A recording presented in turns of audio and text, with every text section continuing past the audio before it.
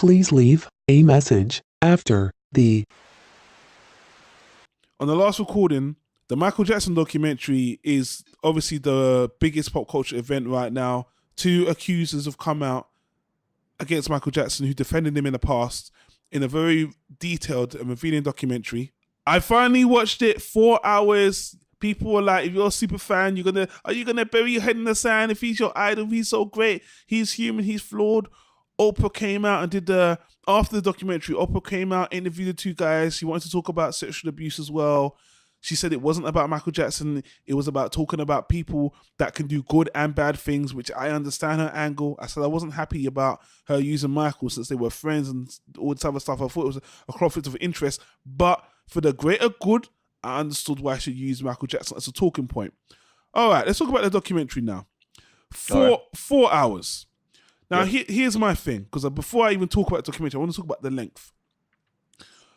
I knew going in that this was going to be a talking head documentary. There was no new evidence brought forward. They were going to show you some video of, things that they had between each other, family video, family photo, stuff like that. But this is all going to be 2 guys talking. So I thought to myself, okay, I'm going to watch 2 guys talking about their experiences for 4 hours about child abuse. And then I thought to myself, this seems like a tactic to me because to me it becomes about volume.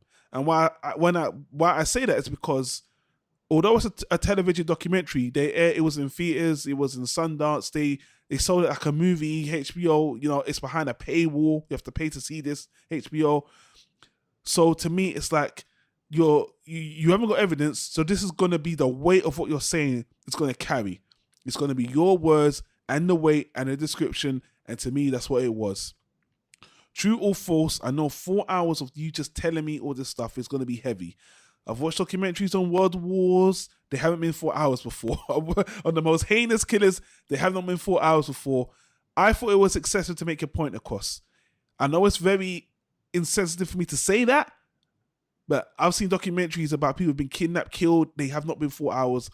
I thought that was just disrespectful in a way. Because people have you ever, quick question, have you ever watched a documentary that was 4 or more hours? Television documentaries like this can span longer, but not 4 hours.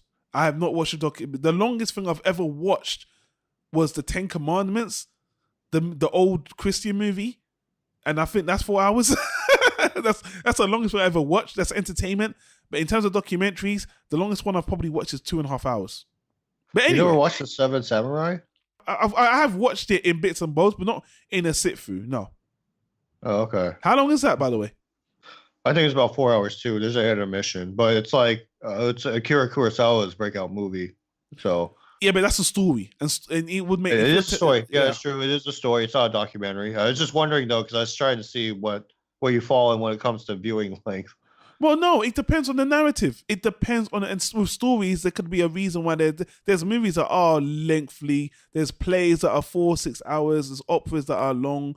Yeah, anyway, so the documentary, here's the thing, and I don't want to go on and on. My review for this isn't even going to be 15 minutes. Okay. These guys are telling their truth, apparently. This documentary made me mad at Michael Jackson because I always heard about his relationship with children. I always heard he spent a lot of time with them. But the things he was doing with them, that he's admitted himself he's gone to bed with children, clothed. He's admitted he spends most of the time with children. And when I watch the documentary, I'm just mad at him because I'm like, you know what? I will never know the truth of this. But he put himself in a position where this was so easy to believe. And hearing these guys talk, I'm just like, here's the thing, Michael, I'm your super fan. But the way they tell the story, it's not such a stretch. Because things he's admitted to doing with them anyway, I don't like and I don't agree with. Now, for him to jump to the sexual element is something I personally don't believe. I believe he knew the difference between sexual assault. I believe he knows what sexual assault is. I believe he knows, and the things they describe him doing, the jump for me is something I personally do not believe. But if you ask me, could it happen? Then I would say it's possible. But it's something I don't believe. the guys in particular, the Wade guy, the main guy, the Australian Wade guy, who basically built a career off Michael Jackson's back, who defended him, I think he's very suspicious, to be honest with you. But I don't want to take away from his pain. But part of me doesn't believe him. A big part of me doesn't believe him. And I think he's a bit of an opportunist. I know Oprah was saying that, you know, he can only do it now because he's gone, and it's the opportunist. There's reasons why. He explains why he didn't do it at the time of his trial. He explains why he defended Michael Jackson, all that other stuff. And he's very graphic about what happened. It was not pleasant to hear. Again, there's a part of me that can see this could happen, but I don't. It was disgusting to listen to. I was angry at Michael that I just thought, you put yourself in this position, man. We saw the Living with Michael Jackson documentary. We saw him talk about this. He kept on and on and on. He was sued. He settled, and he kept on doing it. And a part of me is just like, Michael, what the? You did this to yourself. It hurts me to say that. Even if you're innocent, dude, you kept on doing this, man. You let yourself be open to this, and now they're destroying your legacy. And you might have done it. I don't believe it, but you know. So I came away from this documentary very disturbed. I actually saw a new side of Michael Jackson, because I saw that he favored children as his family. And it was sad. I felt bad from that. Wow, man, you really, these families were your family. These children were your family, not adults. And I understand why. I do. But it was just like, you left yourself vulnerable to this. You did things where you did do things, you've admitted, Michael, I find inappropriate. These two men, Wade, I don't believe him. The second guy, he seems a little bit more credible to me. There's something about the way he says it, but so I came away. Well, which one was younger, Wade? I think Wade was younger, Okay. and I'll get the other guy's name. I'll get it when I let you talk. I'm gonna let you talk in a minute now, but yeah, I came away disturbed, haunted. I did see Michael Jackson in a new light. I saw him as more fractured than ever before. I felt way more sorry for him and the children, but that Wade guy just can't get past it. This other guy, I can't remember his name right now. The second one, I don't know. But what I will finish on is this: I will never know the truth. I don't believe Michael Jackson sexually abused his kids. I do believe he did inappropriate things that were not sexual. I believe he watched porn with them. I believe he slept in the beds with them. All that stuff. I believe he might have even had showers with them, which is just so inappropriate. That can even border on sexual assault in a way, just bathing with them. But he saw them as his family, which is so bizarre to me. So bizarre. New children all the time. I didn't like it. I did not like him doing this stuff. But, you know, so by the end of it, I just was shaking. I was like, Michael, man, but people, you know, it's a one-sided documentary. That's their perspective of him. But I saw a side of Michael Jackson I never really saw before. Regardless of the truth, I saw physical evidence of him sending, video messages to children in their home, and that conversations that you heard that you just can't deny are true. That just made me feel, had a bit of taste in my mouth. But my belief of him hasn't changed, but it was a very, very, very, very hard documentary to watch. That's my ramble. All right. Wow. So you watched part of it. You watched part two. I did watch the first half. Yeah. You answered the question, which I was going to say, did they have any kind of like hard evidence or something that, linked them to at least a pretty... No, it's all hearsay. It's all pretty hearsay. Indefensible position or something. It's But he-said. it's all hearsay. So here's what I gathered from watching the first half. I don't remember which adult was which, but one of them did, like, just watching his body language. The and dancer was Wade, just so you know. I thought they both kind of danced. Oh, well, the professional dancer became I don't know. There's one guy that he did the commercial with Michael. The boy did commercial with Michael. That's Wade. Yeah. And the other guy is called James Safechuck. James Safechuck. Okay. Sorry to jump in there, but I just wanted to get the names out. No, it's fine. So watching them, one of them did look like, just from his body language and everything, the way he was talking, it did seem like something traumatic had happened, just being able to recognize another fellow victim, actually, of something similar that happened to me, allegedly. So saying that, I do feel empathic towards him, but I will always say this, and it sounds cruel, but I believe that you're innocent until you're proven guilty, and hearsay and testimonials, they don't hold over in court. Even though I dislike our justice system, you need evidence. Like you need evidence to prove things right. Or I mean, I'm sorry, to prove wrongdoing Yeah. and prove that you're right. So that lack of evidence really curbs what I feel when I'm watching these guys talk to me about things that happen. That they go deeply into graphic detail, which I do find, on a personal level disturbing. But in the end, there's no evidence. Not only that, like I guess in the second half, there was a trial and they defended him or something. They Well, did. I Yeah. didn't see I didn't see that part, but that's pretty bad. I mean, like if I know they're young. Oh, how old were one or both of them when these trials happened? Well, Wade was much older. I believe he was in his teens. Or Okay. maybe even older, actually. He was nearly a director at that time. I mean, when he met them, they were 7 in the 80s. I think they're Okay. very close to our age, to be honest with you. I believe Wade's, Okay. I think we're the same age, actually. So he was an adult when he came to trial to defend Michael Jackson. Okay. So I mean, I don't know, dude. Like it's different.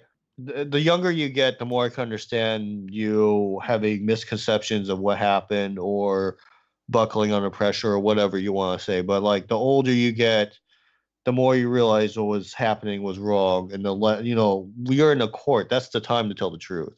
Like perjury is a felony. It's a felony for a reason. Yeah. So They are being sued, by the way. They are being counter-sued right now. well, I mean, my way to put it is the best way to put it is you lied once before, and now we're supposed to believe you.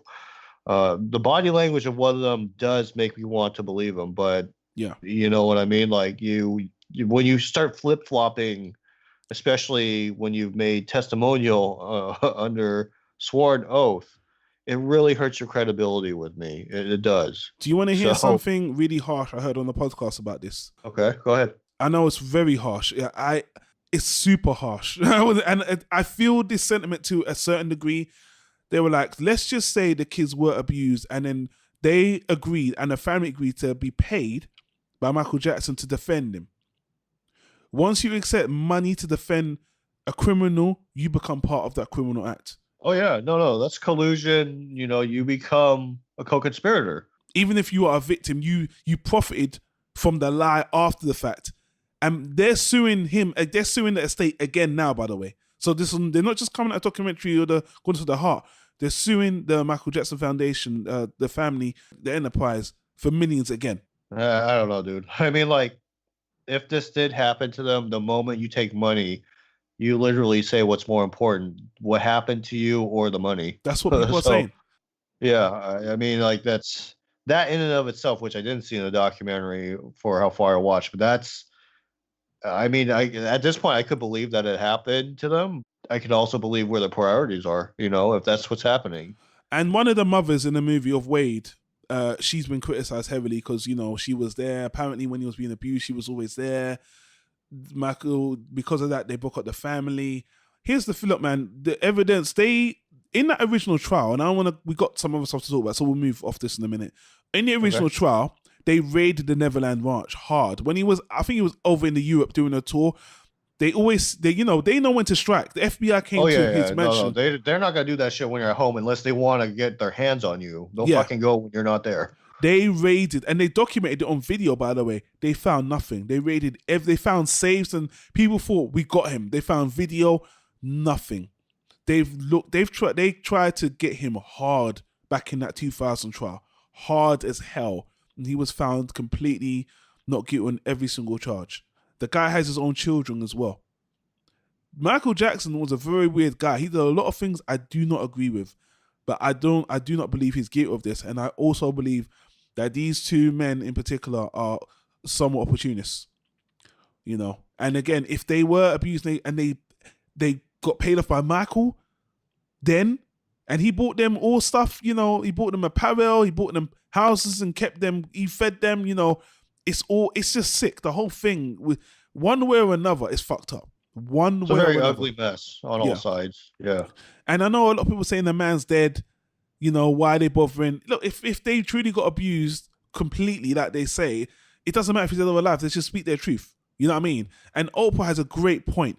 The point she made was really great. She was like, this is bigger than Michael Jackson. Whether these guys are lying or not, there are good people that can do bad things.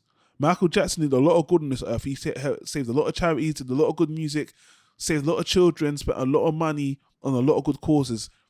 But people are good and bad. People can be abusive and be loving at the same time. They're not just straight villains.